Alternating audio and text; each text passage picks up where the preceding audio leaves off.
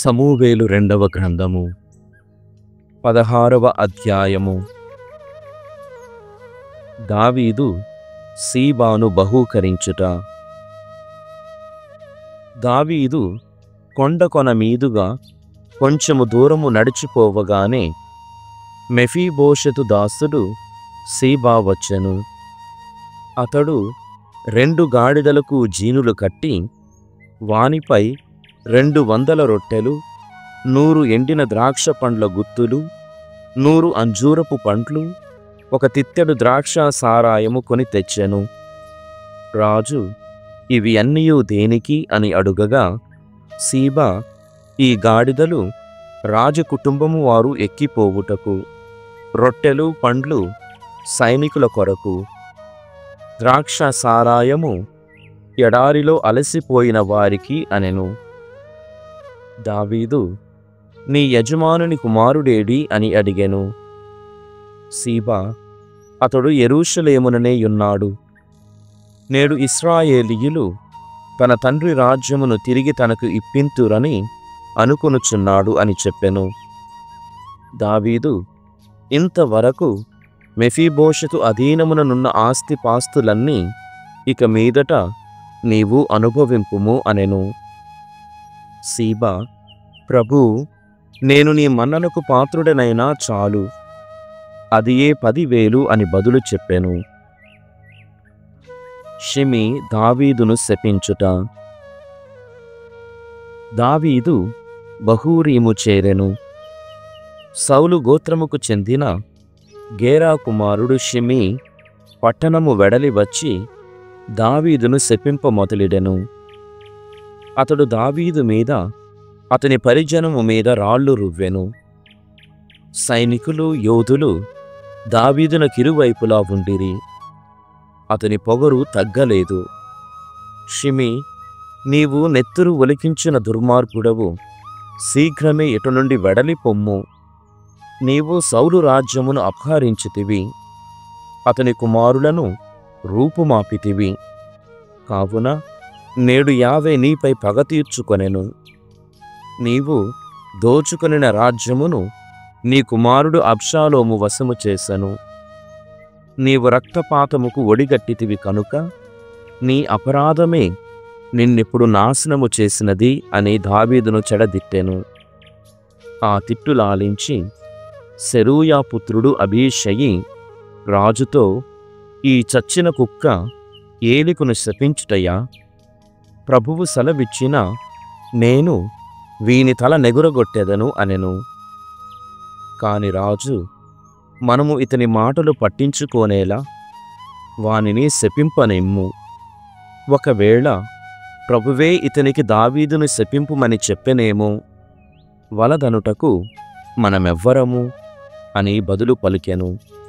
మరియు దావీదు అబీషయితో పరిజనులతో, నా కడుపున పుట్టిన బిడ్డడే నా ప్రాణములు తీయగోరుచున్నాడు. ఇక ఈ బెన్యామీనీయుడు ఊరకుండునా? ప్రభువే షిమీనిట్లు పురికొల్పెనేమో, ఇతనిని శపింపనిండు. ఒకవేళ యావే నా దైన్యమును గుర్తించి ఇతని తిట్టులకు మారుగా నాకు దీవెనలే ఇచ్చునేమో అని పల్కెను. దావీదు అతని అనుచరులు సాగిపోయిరి. కాని షిమీ దావీదుపై రాళ్ళు రువ్వుచు శపించుచు దుమ్మెత్తిపోయుచు కొండ ప్రక్కగా కదలిపోయెను. రాజు అతని అనుచరులు పయనము సాగించి అలసిపోవు వరకు నడిచి యోర్దానున విశ్రమించి బడలిక తీర్చుకొనిరి. హూషయి అబ్షాలోమును కలుసుకొనుట. అబ్షాలోము ఇశ్రాయేలీయులతో యెరూషలేము ప్రవేశించెను. అహీతోఫెలు కూడా అతనితో వచ్చెను. దావీదు మిత్రుడు అర్కీయుడు హూషయి అబ్షాలోమును కలుసుకొని రాజుకు దీర్ఘాయువు అని దీవించెను. కాని అబ్షాలోము, ఓయి స్నేహితుని పట్ల నీ ప్రేమ ఈపాటిదేనా? నీవు నీ మిత్రునితో ఏల వెళ్ళవైతివి అని అడిగెను. హూషయి అతనితో, యావే ఈ ప్రజలు ఇశ్రాయేలీయులెవరిని ఎన్నుకొనిరో నేనును అతని బంటునే, నేను అతని కడనే పడియుందును. పైపెచ్చు దావీదు కుమారునికి గాక ఇంకెవరికి ఊడిగము చేయుదును? నేను నీ తండ్రిని కొలిచినట్లే నిన్నును కొలిచెదను అనెను. అబ్షాలోము దావీదు ఉంపుడు గత్తెలతో శయనించుట. అబ్షాలోము అహీతోఫెలుతో, మాకు మంచి ఆలోచన చెప్పుము, ఇప్పుడేమి చేయుదము అనెను. అతడు, నీ తండ్రి నగరమున మంచి చెడ్డలు అరయుటకు తన ఉంపుడు గత్తెలను విడిచిపోయెను గదా, నీవు వారిని కూడుము. దానితో ఇశ్రాయేలీయులందరూ నీవు తండ్రిని అవమానపరిచితివని గ్రహించి నీ పక్షమును బలపరుతురు అని చెప్పెను. కనుక మిద్దెపై అబ్షాలోముకు డేరా వేసిరి. ఇశ్రాయేలీయులందరూ చూచుచుండగనే అతడు ఆ గుడారమున తండ్రి ఉంపుడు గత్తెలతో శయనించెను. ఆ రోజులలో అహీతోఫెలు ఇచ్చిన ఉపదేశము యావే తన్ను సంప్రదించిన వారికిచ్చిన ఉపదేశము వలె నుండెడిది. దావీదు గాని అబ్షాలోము గాని అతని ఉపదేశమును అంత ఆదరముతో స్వీకరించడివారు. రాజుల దినచర్య మొదటి గ్రంథము 21వ అధ్యాయము. జనాభా లెక్కలు. సైతాను ఇశ్రాయేలీయులను తుప్పలు పెట్టనించి దావీదుకు జనాభా లెక్కలు తయారు చేయింపవలనను బుద్ధి పుట్టించెను.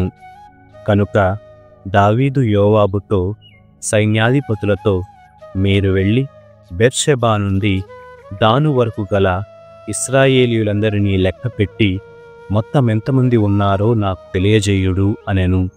ఆ మాటలకు యోవాబు, ప్రభువు మన ప్రజలను నూరంతలుగా వృద్ధి చేయుగాక. ఈ జనులెల్లరూ దేవరవారి దాసులే కదా. ఇప్పుడు ఈ లెక్కల వలన ఇశ్రాయేలీయులు అందరూ నేరము కట్టుకొందురు, ప్రభువిట్టి కార్యము చేయనేలా అనెను.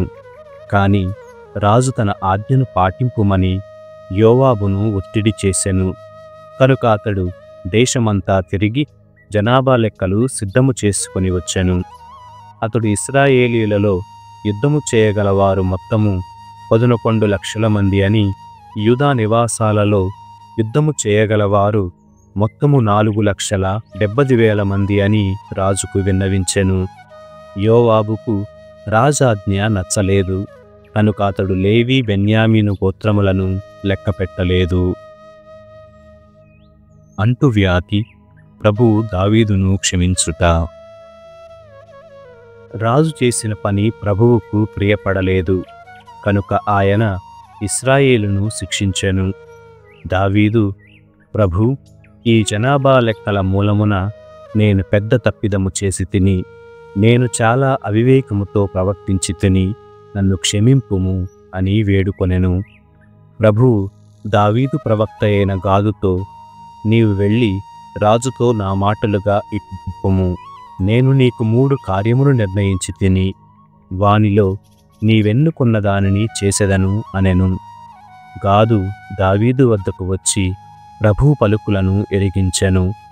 3 ఏండ్ల పాటు కరవు లేదా 3 నెలలు నీవు శత్రు సైన్యముల నుండి పారిపోవుట, 3 నెలలు ప్రభు ఖడ్గము నిన్ను వెన్నాడ, మరియు అంటురోగము ఈ దేశమును పీడింపగా అతని దూత ఇశ్రాయేలీయులను నాశనము చేయుట, ఈ 3 ఏది కావలయనో కోరుకునుము. ప్రభువుకు నన్నేమి జవాబు చెప్పమందువో తెలియజేయుము అనెను. దావీదు, నేను ఇరుకున పడితిని, అయినను ప్రభువు దయాసముద్రుడు కనుక నరుల చేతి చిక్కుట కంటే అతని చేతికి చిక్కుట మేలు అనెను. అప్పుడు ప్రభువు ఇశ్రాయేలీయులను అంటురోగం వాతబడినట్లు చేసెను. దానివలన 70,000 మంది చచ్చిరి. అతడు యెరూషలేమును నాశనము చేయుటకు తన దూతను పంపెను. కాని ఆ దూత నగరమును పాడు చేయబోచుండగా ప్రభువు జాలి నొంది అతనితో, ఓయి, ఇక చాలు అనెను. అప్పుడు దూత యెబూసీయుడైన ఒర్నాను కళ్ళము వద్ద సాక్షాత్కరించెను. దావీదు దేవదూత భూమ్యాకాశములకు మధ్య నిలిచి కత్తి దూసి యెరూషలేమును నాశనము చేయుటకు సంసిద్ధమవుటను గమనించెను. వెంటనే గోనె తాల్చియున్న దావీదు ప్రజానాయకులు తలడు నేలకు తాకునట్లు వంగి నమస్కారము చేసిరి. దావీదు, ప్రభు, ప్రజలను లెక్కపెట్టుట అను చెడు పని చేయించినది నేను. ఈ ప్రజలు ఏ పాపము ఎరుగరు. కనుక నీవు నన్ను, నా కుటుంబమును శిక్షించి ఈ జనులను వదిలివేయము అని మనవి చేసెను. పీఠమును కట్టుట. అప్పుడు దేవదూత గాదుతో, ఒర్నాను కళ్ళము చెంత ప్రభువుకు ఒక పీఠము నిర్మింపుమని దావీదుతో చెప్పుమనెను. గాదు చెప్పినట్లే దావీదు ప్రభువు ఆజ్ఞకు బద్ధుడై కళ్ళము చెంతకు పోయెను. అప్పుడు ఒర్నాను తన 4 కుమారులతో గోధుమలు కొట్టించుచుండెను. వారు దేవదూతను చూచి భయపడి దాగుకొనిరి. ఒర్నాను దావీదు తన యొద్దకు వచ్చుట చూచి కళ్ళము నుండి వెలుపలికొచ్చి శిరము నేలమోపి దండము పెట్టెను. రాజతనితో, ఈ కళ్ళమును నా కమ్ముము, నేనిట ప్రభువుకు పీఠము నిర్మింపవలయును. అప్పుడు గాని ఈ అంటురోగము సమసిపోదు. నేను దీనికి నిండు వెలను ఇత్తను అనెను. ఒర్నాను ప్రభువీ స్థలముతో తమ ఇష్టము వచ్చినట్లు చేయవచ్చును. ఇవిగో ఈ ఎద్దులను దహనబలిగా అర్పింపవచ్చును. గోధుమలను కొట్టు ఈ మ్రానును వంట చెరకుగా వాడుకోవచ్చును. ఈ గోధుమలను ధాన్యబలిగా అర్పింపవచ్చును. వీనినెల్లా నీకర్పింతును, గైకొనుము అని దావీదుతో అనెను. దావీదు అతనితో, నేను నీకు పూర్తి వెల ఇత్తును. నేనేమీ ఖర్చు పెట్టకుండా నీ వస్తువులను తీసుకొని దేవునికి బలి అర్పింతునని అనుకొంటివా అనెను. కనుక దావీదు ఆ తావుకు గాను ఒర్నానుకు 600 బంగారు నాణెములు చెల్లించెను. దావీదు అచట ఒక పీఠము నిర్మించి దహన బలులు, సమాధాన బలులు అర్పించెను. అతడు ప్రభువుకు ప్రార్థన చేయగా ప్రభువు ప్రత్యుత్తరముగా ఆకాశము నుండి నిప్పు పంపి పీఠము మీది బలులను దించెను. ప్రభువు దేవదూతతో, ఇక నీ కత్తిని వరలో పెట్టుమని చెప్పెను. దావీదు ప్రభువు తన మొర ఆలకించునని గుర్తించి ఒర్నాను కళ్ళమునందు పీఠము మీద బలులర్పించెను. మోషే ప్రభువు కొరకు ఎడారిలో తయారు చేసిన గుడారము, దహనబలులు అర్పించు పీఠము అంతవరకు గిబ్యోను క్షేత్రముననే యుండెను. దావీదు దేవదూత కత్తిని చూచి భయపడి ప్రభువును సంప్రదించుటకు గిబ్యోనుకు వెల్లడయ్యెను. 15వ కీర్తన. యావే మందిరమున అతిథి. ప్రభు, నీ మందిరమున వసింపగలవాడెవడు? నీ పవిత్ర పర్వతము మీద నిలువగలవాడెవడు? నిందారహితముగా జీవించువాడు, ధర్మమును పాటించువాడు, హృదయపూర్వకముగా సత్యము పలుకువాడు, ఇతరుల మీద కొండెములు చెప్పనివాడు, స్నేహితునికి కీడు చెయ్యనివాడు, ఇరుగు పొరుగు వారి మీద నిందలు మోపనివాడు, దేవుడు తిరస్కరించిన వారిని అనాదరము చెయ్యువాడు, దైవభక్తులను గౌరవించువాడు, నష్టము వాటిల్లినను తాను చేసిన ప్రమాణములను నిలబెట్టుకొనువాడు, అప్పిచ్చి వడ్డీ తీసుకొననివాడు, లంచము పుచ్చుకొనక నిర్దోషులకు అన్యాయము చెయ్యనివాడు, ఇట్టి వానికి హాని జరగదు.